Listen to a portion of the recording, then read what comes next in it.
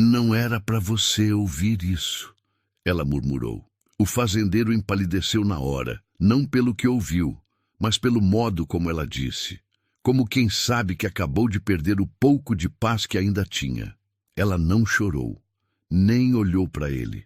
Ficou ali, parada, com o vestido molhado de suor e poeira, como se a frase tivesse escapado sozinha e agora não houvesse mais jeito de puxar de volta.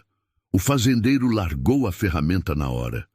O som do metal batendo no chão pareceu mais alto do que devia, porque ele entendeu, não o que ela disse, mas o que significava ela ter dito aquilo justo ali, justo naquele lugar, justo naquele dia, justo depois de tudo o que estava sendo escondido.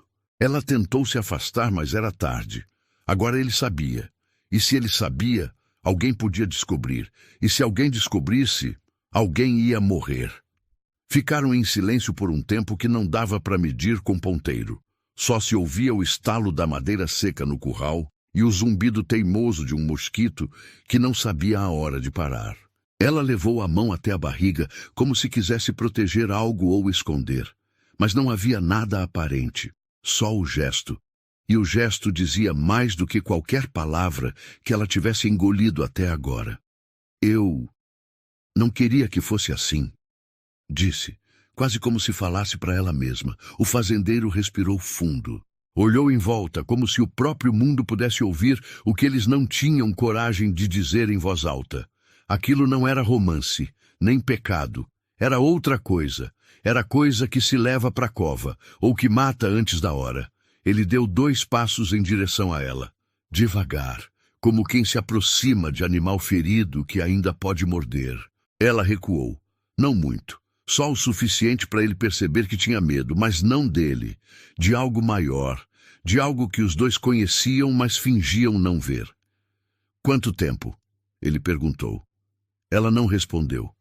Olhou para o chão de terra rachada, para as próprias mãos, para a cerca velha que nunca ia ser consertada. Quanto tempo, Ana Júlia? O nome soou diferente quando ele disse, como se fosse a primeira vez que pronunciava direito, como se todas as outras vezes tivesse sido ensaio e agora fosse a única que importava. 3 meses, ela disse baixo, tão baixo que ele quase não ouviu, mas ouviu. E de repente tudo fez sentido. Os olhares dela na missa, o jeito que ela sentava mais longe da mesa quando o coronel vinha jantar, as idas ao poço quando não era hora de buscar água, o modo como ela se encolhia quando alguém perguntava se estava doente. Ele passou a mão pela boca, sentiu o gosto de ferro da própria saliva, tinha mordido a língua sem perceber. Ele sabe? Ela balançou a cabeça. Não. Ou talvez não quisesse que soubesse, ou talvez já soubesse e estivesse fingindo que não. O fazendeiro olhou para o céu. Não tinha nuvem, nunca tinha. Fazia 4 meses que não chovia. E agora isso, agora ela, agora o que eles fizeram. Você vai contar para ele? Ana Júlia soltou uma risada sem graça, sem alegria, sem nada além de desespero cansado. Contar o quê? Que eu sou da família dele, que meu pai devia dinheiro e ele aceitou eu como pagamento, que quando ele me toca eu fecho os olhos e imagino que estou em outro lugar? O fazendeiro sentiu o estômago revirar. Conhecia aquela história, todo mundo no vilarejo conhecia, mas ninguém falava, porque falar era assinar sentença de morte. O coronel não perdoava, nunca perdoou. Ela limpou o rosto com as costas da mão. Não tinha lágrima, só suor, só cansaço de quem carrega peso demais há tempo demais. E se for seu? Ela perguntou de repente. A pergunta ficou no ar como tiro que ainda não acertou o alvo. Ele não respondeu, porque não sabia, porque não podia saber, porque se fosse dele, então tudo ia desmoronar, e não teria piedade, nem fuga, nem jeito de voltar atrás. Ana Júlia deu mais um passo para trás, e outro, como se estivesse se despedindo sem dizer tchau, como se cada centímetro de distância fosse um pedaço dela que ficava para trás. Eu não devia ter vindo aqui. Mas veio, eu sei. Ela virou as costas e caminhou em direção ao portão de madeira carcomida. O fazendeiro ficou parado, imóvel, como estátua de sal que não tem coragem de derreter. E quando ela sumiu na curva do caminho, ele percebeu uma coisa: a ferramenta que tinha largado no chão não era dele, era do coronel. 6 semanas antes, o fazendeiro acordou com o som de cavalo batendo casco no terreiro. Não era dia de visita, não era dia de nada, mas lá estava o coronel, montado no alazão preto, parado em frente à casa como quem já decidiu que aquilo ali também é dele. O fazendeiro saiu descalço, sem camisa, com a marca de travesseiro ainda no rosto. Não teve tempo de se arrumar. O coronel não esperava, nunca esperava. "Bom dia, seu Jacinto", disse o coronel sem descer do cavalo. "Bom dia, coronel. Vim buscar minha ferramenta. Deixei aqui semana passada quando consertamos a cerca." O fazendeiro nem lembrava de cerca nenhuma sendo consertada, mas sabia que discordar era pior que mentir. "Tá guardada no galpão, coronel, vou buscar." "Não precisa, eu espero aqui." E esperou, parado, com aquele olhar que não pisca, que não ameaça, mas também não precisa, porque todo mundo já sabe do que ele é capaz quando contrariado. Jacinto foi até o galpão. Procurou entre as ferramentas velhas, as cordas, os sacos de ração que já tinham mais teia de aranha que grão. Não achou nada que parecesse do coronel. Tudo ali era dele. Ou tinha sido, ou nunca foi de ninguém. Quando voltou de mãos vazias, o coronel ainda estava lá, mas não estava sozinho. Ana Júlia estava ao lado do cavalo, de pé, quieta, com um cesto de pano na mão, olhando para o chão como se o chão fosse o único lugar seguro do mundo. "Trouxe pão, coronel", ela disse. "Deixa aí na varanda." Ela obedeceu. Subiu os 3 degraus de madeira podre, colocou o cesto e ficou parada, esperando ordem para voltar, ou para ficar, ou para sumir. Jacinto sentiu algo estranho. Não era ciúme, nem raiva. Era outra coisa, um incômodo que não tinha nome. Como quando se vê passarinho preso em gaiola e sabe que não pode soltar, mas também não consegue parar de olhar. "Não achei a ferramenta, coronel. É porque eu não deixei aqui", disse o coronel, com um meio sorriso que não chegava aos olhos. "Só queria ver se você era homem de palavra ou se mentia na primeira chance." Jacinto engoliu seco. "Eu não minto, coronel." "Eu sei. Por isso você ainda está vivo." O coronel puxou as rédeas e virou o cavalo. Ana Júlia desceu da varanda correndo, quase tropeçando, e seguiu atrás dele a pé, como cachorro que sabe que se ficar apanha e se correr também. Jacinto ficou vendo os dois sumirem na poeira da estrada e percebeu que ela tinha olhado para trás. Só uma vez, rápido, mas tinha olhado, e ele tinha olhado de volta. Os dias seguintes foram iguais: seca, sol, silêncio. Jacinto cuidava das poucas reses que ainda não tinham morrido, consertava o que não tinha conserto e fingia que não pensava nela. Mas pensava. Toda vez que ia ao vilarejo comprar querosene ou trocar farinha, ela estava lá, na venda do Zé Ferreira, ou na porta da igreja, ou simplesmente sentada na sombra de uma árvore seca, olhando para lugar nenhum. E toda vez ela olhava para ele. Não muito, só o suficiente. Foi numa dessas vezes que ela falou pela primeira vez: "Você conhece o caminho do Poço Velho?" Jacinto parou, olhou em volta. Ninguém prestando atenção, ou fingindo que não prestava. "Conheço. Vou lá amanhã, de tarde, buscar água limpa." Ela não esperou resposta. Virou e foi embora, e Jacinto ficou ali, com o saco de farinha pesando no ombro e uma pergunta martelando na cabeça. Por que ela tinha dito isso? No dia seguinte ele foi. Não tinha pensado, não tinha decidido, simplesmente foi, como quem é puxado por corda invisível. O Poço Velho ficava longe do vilarejo, lugar abandonado, onde antes tinha fazenda grande e agora só tinha resto de parede e mato seco. Ninguém ia lá, ninguém precisava, tinha água mais perto, Mas ela estava lá, sentada na borda do poço, com os pés balançando, sem balde, sem corda, sem nada que justificasse a história de buscar água. Quando viu Jacinto, ela não se assustou, nem sorriu, só ficou olhando, como se estivesse medindo se tinha feito certo ou errado em chamar ele ali. Pensei que não viesse, disse. Pensei o mesmo. Ela levantou, limpou a poeira da saia, caminhou até ele, devagar. E quando estava perto o suficiente para ele sentir o cheiro de sabão e suor, parou. Eu preciso te contar uma coisa. Então conta. Não aqui. Alguém pode ver. Eles caminharam até os restos da casa velha. Entraram no que tinha sido a cozinha. Paredes rachadas, teto caído, chão de terra batida cheio de pegada de bicho. E foi ali, naquele lugar esquecido por Deus e pelos homens, que ela disse: ele me machuca. Jacinto não perguntou quem. Não precisava. Todo mundo sabe, ele disse. Saber não é a mesma coisa que ver. Ela levantou a manga do vestido. Tinha marca roxa no braço, recente, ainda inchada. E tem mais. Ela continuou sem emoção na voz, como quem relata o tempo. Mas essas não dá para mostrar. Jacinto sentiu a raiva subir, mas era raiva inútil, porque o que ele ia fazer? Enfrentar o coronel? Morrer antes do pôr do sol? Por que está me contando isso?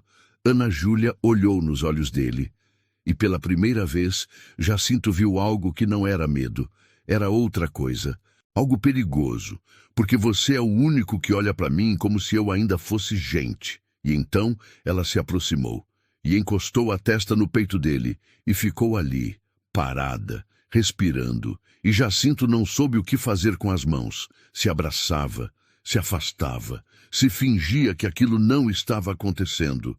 No fim, abraçou, e foi o pior erro que já tinha cometido, porque a partir daquele dia tudo mudou. A terceira vez que se encontraram no Poço Velho, ela tirou a roupa. Não disse nada, só tirou. Como quem tira casaco porque está calor, como se fosse a coisa mais natural do mundo. Jacinto virou o rosto. Ana Júlia. Não fala. Ela cortou. Não fala nada. Só olha. Ele olhou e viu. Viu as marcas, as roxas, as amareladas, as que estavam sarando, as que nunca iam sarar. Viu a costela marcada, o ombro deslocado que tinha voltado para o lugar torto. Viu a queimadura de cigarro no quadril. Viu tudo o que ele já sabia, mas nunca tinha querido enxergar de verdade. Ele disse... Ela começou com a voz tremendo. Disse que se eu contasse para alguém, matava meu irmão, que ia arrancar o coração dele na frente da minha mãe e fazer ela comer. Jacinto fechou os olhos, mas não adiantava. A imagem já estava gravada. E você acredita? Eu vi ele fazer pior. Ela vestiu a roupa de novo, devagar, como quem veste armadura que não protege de nada, e então se aproximou dele, e dessa vez não parou, encostou o corpo todo, colou a boca no pescoço dele, respirou fundo, como quem tenta memorizar cheiro antes de esquecer para sempre. Me toca, ela pediu. Eu não posso. Por favor. E ele tocou. Não foi amor, nem desejo. Foi desespero, foi raiva. Foi tudo o que não tinha nome e não devia existir, mas existia mesmo assim. E quando terminou, os dois ficaram ali, deitados na terra seca, olhando para o teto que não existia mais, para o céu que nunca mudava. Ele vai descobrir, disse Jacinto. Eu sei. E vai matar nós dois? Eu sei. Então por que fizemos isso? Ana Júlia virou de lado. Olhou para ele com aqueles olhos fundos, cansados, velhos demais para a idade que tinha, porque eu precisava saber. Saber o quê? Se ainda consigo sentir alguma coisa. Jacinto não respondeu, porque não tinha resposta, porque tudo aquilo estava errado. Mas, ao mesmo tempo, era a única coisa certa que tinha acontecido em meses. Eles se encontraram mais vezes, sempre no mesmo lugar, sempre no mesmo horário, sempre com o mesmo medo. E foi na quinta vez que ela disse: Acho que tô grávida. O mundo parou. Jacinto sentou. Passou as mãos no cabelo. Tentou pensar, mas a cabeça não funcionava direito. Tem certeza? Não, mas tô sentindo coisas. O corpo tá diferente. Pode ser dele. Pode. Ou pode ser meu. Também pode. O silêncio voltou. Pesado. Sufocante. Se for dele, começou Jacinto. Se for dele, nada muda. Ele vai ter mais um herdeiro para humilhar quando crescer. E se for meu? Ana Júlia olhou para as próprias mãos. Para a terra embaixo das unhas. Para a pele rachada de tanto sol e tão pouco cuidado. Se for seu, então eu vou ter que escolher. Escolher o quê? Se conto a verdade e morre todo mundo. Ou se minto e morre só eu. Jacinto sentiu o peito apertar. Queria dizer que iam fugir, que iam para longe, que iam começar de novo, mas sabia que era mentira. O coronel tinha olhos em todo lugar, tinha gente que devia favor, tinha poder que não acabava na divisa da fazenda. Não tinha para onde correr. O que você quer fazer? Ele perguntou. Eu não sei. E essa foi a última coisa que disseram naquele dia. Quando ela foi embora, Jacinto ficou mais um tempo ali, olhando para o poço, pensando em pular, em acabar com tudo antes que tudo acabasse com ele, mas não pulou. Voltou para casa, deitou na rede e ficou olhando para o teto até o sol nascer de novo. E foi 3 dias depois que tudo desmoronou. Ele estava no curral quando ouviu o cavalo. Não precisou olhar para saber quem era. Conhecia o trote. Conhecia o barulho da sela velha rangendo. O coronel desceu do cavalo, amarrou no mourão e caminhou até Jacinto com aquele jeito de quem já sabe tudo, mas quer ver você mentir mesmo assim. Jacinto, coronel, preciso que você me faça um favor. O que o senhor precisar. O coronel tirou o chapéu, limpou o suor da testa, colocou o chapéu de volta. Ana Júlia está grávida. O coração de Jacinto parou. Sim, senhor, parabéns. O coronel deu um meio sorriso, frio, calculado. Não é meu. O chão sumiu debaixo dos pés de Jacinto. Como o senhor sabe? Porque faz 8 meses que eu não consigo. Silêncio. Problema de saúde, continuou o coronel como quem fala do tempo. O médico disse, não sai mais nada. Tô seco. Jacinto tentou engolir, mas a garganta não obedecia. E o senhor acha que... Eu não acho nada. Eu sei. O coronel deu 2 passos. Ficou a 1 palmo de distância, tão perto que Jacinto conseguia ver as veias estufadas no pescoço dele. Alguém botou filho nela, e esse alguém vai pagar. Coronel, Não era você, era... A pergunta veio como tiro, rápido, certeiro. Não, senhor. Tem certeza? Tenho.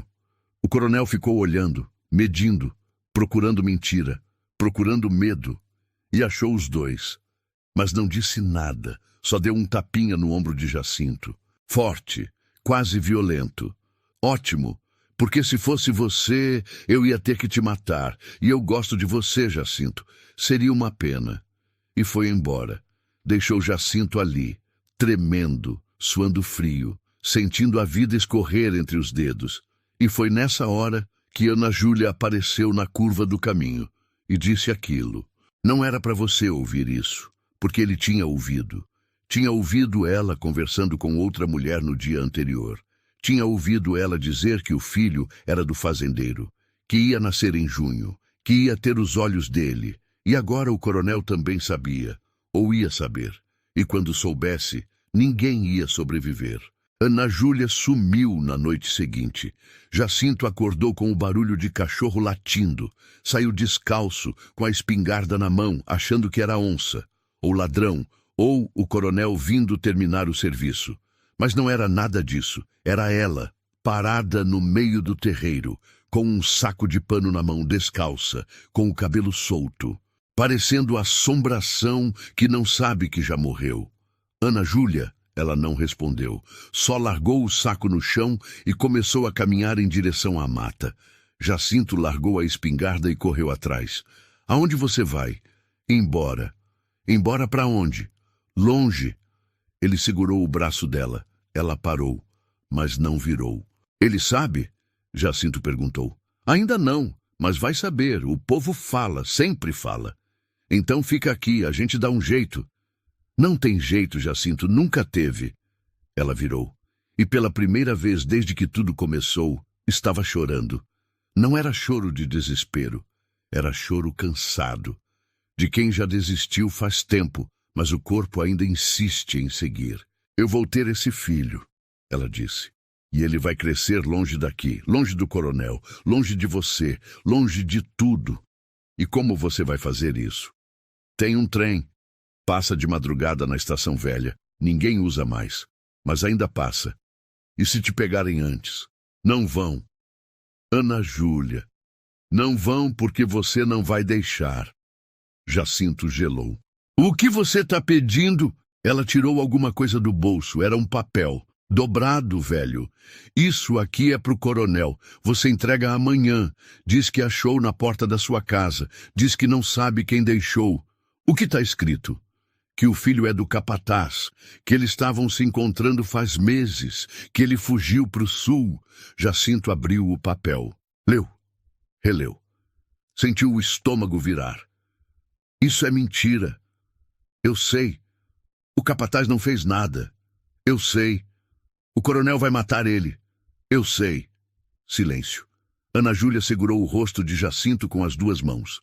Olhou fundo nos olhos dele. Eu não tô te pedindo para salvar o capataz. Tô te pedindo para salvar meu filho. Nosso filho. Não, ela disse. Firme. Meu filho. Você nunca mais vai ver ele. Nunca mais vai saber dele. Ele não é seu. Nunca foi. Nunca vai ser. Lágrimas descendo. Voz quebrando. Mas olhar duro. Decidido. Se você me ama de verdade, você entrega essa carta e esquece que eu existi. Jacinto sentiu algo se romper dentro dele. Algo que não tinha nome, que talvez nunca tivesse existido de verdade. Ela soltou o rosto dele, deu um passo para trás. 2, 3. Eu vou agora. Não me segue, não me procura, não me enterra quando ouvir que morri. Ana Júlia, espera. Mas ela já estava correndo, sumindo no escuro, levando tudo com ela. O filho. A verdade, o pouco de humanidade que ainda restava naquele lugar esquecido. Jacinto ficou parado, com o papel na mão, com a escolha envenenada queimando os dedos. Podia rasgar, podia queimar, podia fingir que nunca recebeu. Mas aí o coronel ia investigar, ia descobrir, ia matar ela, ia matar o filho, ia matar ele. Ou podia entregar e condenar um inocente, e salvar o filho que nunca ia conhecer. Não tinha escolha certa. Nunca teve. No dia seguinte, Jacinto bateu na porta da casa grande. Entregou o papel para o coronel. Disse que achou na porta. Disse que não sabia de nada. O coronel leu, amassou o papel e sorriu. Eu sabia, disse. Eu sempre soube que tinha cobra no galinheiro. No mesmo dia, o capataz foi encontrado enforcado na árvore perto do rio. Dizem que foi suicídio, dizem que deixou carta confessando, dizem muita coisa. Mas ninguém procurou Ana Júlia, ninguém perguntou por ela, foi como se nunca tivesse existido. Jacinto continuou a rotina. Sol, seca, silêncio. Mas toda noite, antes de dormir, olhava para a estrada, esperando ver ela voltar. Esperando ouvir que tinha conseguido, que estava viva, que o filho tinha nascido, mas nunca ouviu nada. Até que um dia, 6 meses depois, encontrou uma carta embaixo da porta. Sem remetente, sem assinatura, só 3 linhas. Nasceu, tem seus olhos, nunca mais escrevo. Jacinto leu, releu e queimou, porque tinha coisas que não podiam existir, nem em papel, nem na memória, só no silêncio. E o silêncio, naquele sertão seco e esquecido por Deus, sempre foi mais pesado que qualquer palavra. Ele guardou as cinzas num pote velho, enterrou no fundo do quintal e nunca mais tocou no assunto, nem quando o coronel apareceu meses depois perguntando se tinha visto Ana Júlia. Nem quando o irmão dela passou pedindo notícia. Nem quando a mãe dela morreu chamando o nome da filha. Jacinto só balançou a cabeça. E disse que não sabia de nada. Porque era verdade. Ele não sabia de nada. Só sabia que em algum lugar, longe dali, um menino crescia sem pai, sem nome, sem história, e que talvez fosse melhor assim. Porque algumas histórias não merecem final feliz. Merecem só silêncio. E o silêncio, no fim das contas, sempre vence.